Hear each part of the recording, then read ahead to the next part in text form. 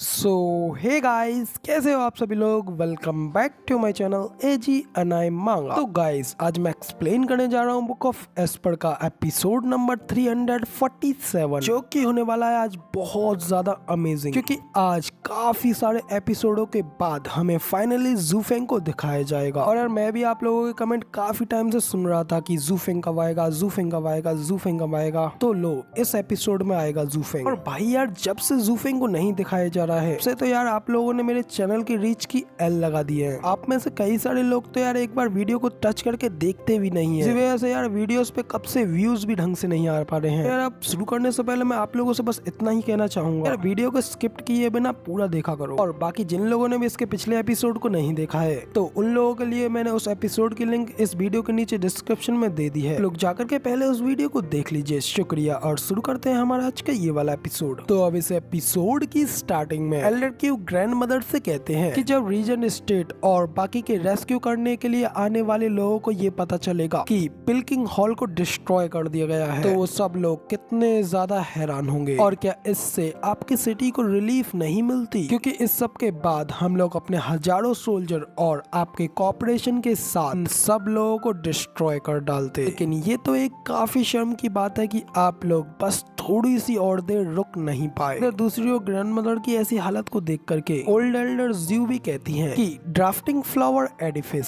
Stewart zoo और reason state के बीच मौत के खेल में फंस गया है। लेकिन अब इस बात की तो गारंटी है कि अब इस सब चीज से इन लोगों का हर्ट जरूर से चेंज हो जाएगा। अब इसी के साथ यहाँ पे हमारा सीन चेंज होता है और हमें मास्टर होंगफू और बाकी के सभी लोगों का सीन दिखाया जाता है, जहाँ पे कि वो लोग इस फाइट के खत्म हो जाने के बाद बैठ करके पार्टी कर रहे होते हैं। तभी मास्टर होंगफू चेयर्स करते हुए वैली लॉर्ड से कहते हैं कि वैली लॉर्ड, आपके लोगों ने ड्राफ्टिंग फ्लावर एडिफिस के रनवेज को सबसे पहले कैप्चर कर लिया और अब इसीलिए आपने इस सबसे काफी ज्यादा ग्रेट मेरिट्स को पा लिया है। इसीलिए आज की ये जाम वैली लॉर्ड के नाम। तो अब इधर वैली लॉर्ड के मुंह से इतनी ज्यादा तारीफ सुनने के बाद वैली लॉर्ड भी काफी ज्यादा खुश होते हुए कहते हैं कि स्टेट लॉर्ड, आप सच में काफी ज्यादा काइंड हैं, क्योंकि ये सब करना तो सिर्फ मेरी ड्यूटी थी। इतना क्या करके वैली लॉर्ड अपने जाम को उठाते हैं और मास्टर होंगफू की ओर टोस्ट करते हुए उसे पी जाते हैं। कि दूसरी ओर बाकी के दोनों 7 बड़े हाउसेस के लॉर्ड्स वैली लॉर्ड के इतनी ज्यादा मेरिट को देख करके अपने मन में गुस्सा होते हुए कहते हैं कि ये कमीना पाखंडी, जब हम दोनों लोग मिलकर के अरे के ऊपर हमला कर रहे थे, तब इसने इस चीज का फायदा उठा करके अपने आदमियों को बेच करके ड्राफ्टिंग फ्लावर एडिफिस की लड़कियों को पकड़वाने का मौका छीन लिया। दूसरी ओर मास्टर होंगफू के साइड पे बैठे सर लैंग भी वैली लॉर्ड से कहते हैं कि वैली लॉर्ड, सच में आपका ड्राफ्टिंग फ्लावर एडिफिस की वुमेन्स को पकड़ने का मूव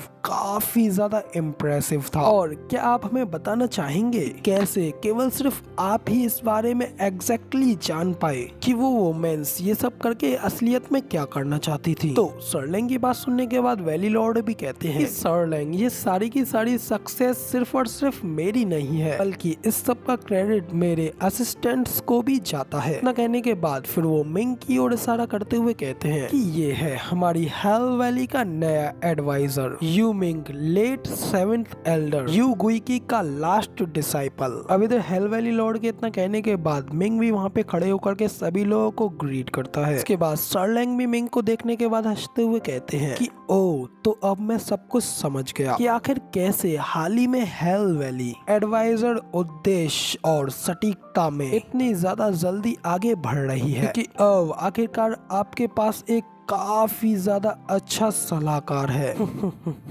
हीरोज हमेशा यंग होते हैं। इतना कहने के बाद फिर सर लैंग मिंग से कहते हैं कि सर यू मिंग, आपके अनुमान से आखिर आपको क्या लगता है कि वो ड्राफ्टिंग फ्लावर एडिफिस की वुमेन्स भाग करके किशोर गई होंगी। तो सर लैंग की बात सुनने के बाद मिंग उनसे कहता है कि अगर इसके बारे में मैं हॉनेस्टली कहूँ तो मुझे इस सब के बारे में कुछ भी नहीं पता है। हालांकि ये जानते हुए भी कि ग्रैंड मदर कितनी ज्यादा जिद्दी हैं और वो अपने टाइटल लेडी ऑफ स्टील के नाम से भी जानी जाती हैं। इस सब को जानकर के मैं आपसे ये तो कह सकता हूँ कि वो हार मानने वाली में से तो नहीं है और अभी या बाद में एक ना एक दिन ये दिन आना ही था, इसीलिए उन्होंने उसी के अनुसार योजना बनाई। लेकिन मैंने ये कभी भी नहीं सोचा था कि वो इतनी ज्यादा साहसी होंगी कि वो घेराबंदी तोड़ देंगी, जबकि अभी भी कुछ लड़ाई बाकी थी। और अब इसीलिए उनके इतने ज्यादा डिसाइपल्स को पकड़ पाना हमारे लिए सिर्फ एक हैप्पी कंसीडरेशन है। हालांकि ये एक काफी अफसोस की बात है कि ग्रैंड मदर और ओवरसीयर्स दोनों अलग अलग हो गयी, इसलिए हम ग्रैंड मदर और उनके उन एल्डर्स को नहीं पकड़ पाए। तो अब मिंग की ये बात सुनने के बाद हमें दोनों हाउस लॉर्ड्स को दिखाया जाता है, जो कि काफी ज्यादा गुस्सा होते हुए अपने मन में कह रहे होते हैं, डैम इट, ये कमीना तो बिल्कुल अपने उस मास्टर यू वैंगशन की तरह है। ये भी बिल्कुल उसी की तरह ही चालाकी के साथ डींगे हाँकता है और झूठी अफसोस जताता है। अब इधर दूसरी ओर सर लैंग मिंग की तारीफ करते हुए कहते हैं, सर यूमिंग आप सच में काफी ज्यादा मॉडेस्ट यानी कि विनम्र हैं और पता नहीं क्यों आखिर मैंने ये सोचा ही कैसे कि आप यहाँ पे कोई मिस्टेक कर सकते हैं, जबकि आपने खुद इतनी ज्यादा मेरिट्स को हासिल किया है। इधर साइड में मास्टर होंगफू भी कहते हैं कि हाँ यूमिंग तुम सच में बिल्कुल अपने मास्टर की तरह काफी ज्यादा समझदार हो और अब हेल वैली आपके साथ खड़े होकर के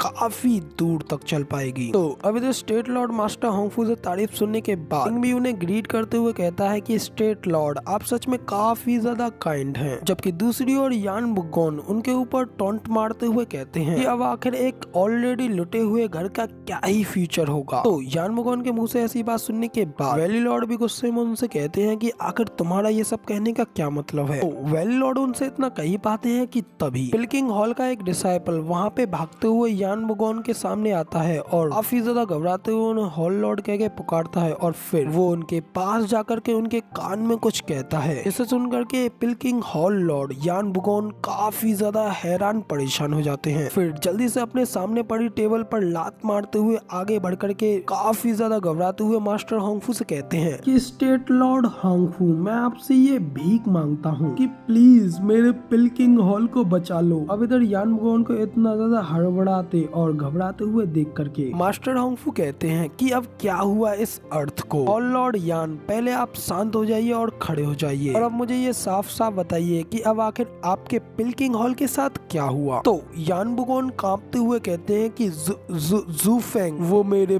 पिल्किंग हॉल को पूरा बर्बाद कर रहा है। अब मेरे हाउस की विरासत पूरी तरीके से धूल में मिलने वाली है, इसीलिए स्टेट लॉर्ड होंगफू आप प्लीज जल्दी से जल्दी वहाँ पे सहायता भेजें। अब इधर पिल्किंग हॉल की डिस्ट्रॉय होने की बात सुन करके वहाँ पे बैठे सभी लोग भी काफी ज्यादा हैरान हो जाते हैं कि दूसरी ओर मास्टर होंगफू और सर लैंग इस सब के बारे में पहले से ही जानते थे कि आखिर जू फेंग आगे क्या करने वाला है। तो ये जानकर के कोई ज्यादा फर्क नहीं पड़ा होता है। लेकिन दूसरी ओर वैली लॉर्ड हंसते हुए यान बुगेन से कहते हैं कि नहीं इसकी जगह पे हमें राइट या प्रतिशोध की बात करनी चाहिए। तो वैली लॉर्ड की ये बात सुन ऑल लॉर्ड यान बुगेन और भी ज्यादा घबराते हुए कहते हैं कि नहीं स्टेट लॉर्ड आपको मेरी मदद करनी ही होगी, इससे मेरा एंटायर पिल्किंग हॉल हमेशा आपका आभारी रहेगा। तो अब इधर हॉल लॉर्ड यान बुगेन की ये बात सुनने के बाद सर लैंग एकदम काम होते हुए कहते हैं जू फेंग एक बहुत ज्यादा नीच और काफी बड़ा कपटी इंसान है और बिना किसी प्लानिंग के हम लोग वहां जाकर के उसकी डेवियस चाल में फंस करके अपने होने वाले डिजास्टर के लिए तैयार हो जाएंगे। इसीलिए अब हम सबसे पहले जाकर के वैली ड्रैगन पवेलियन के ऊपर हमला करेंगे ताकि वो उन लोगों को बचाने के लिए वहां पर आए और ऐसा करने से आपका पिल्किंग हॉल भी बिल्कुल सेफली बच जाएगा। अब इधर सर लैंग के इतना कहने के बाद हमें दूसरी ओर यूमिंग को भी दिखाया जाता है, जो कि उनकी ये बात सुनने के बाद अपने मन में कहता है कि अब ये तो एक खुली साजिश है। हर एक साइड का अपना अपना एक मास्टरमाइंड होता है जो कि कोऑर्डिनेटर के रूप में काम करता है और हाउस को फुडर करता है। तो अब चाहे वो सहयोगी हो या शत्रु हो, एंड पे अब आप सबको चबाया जाएगा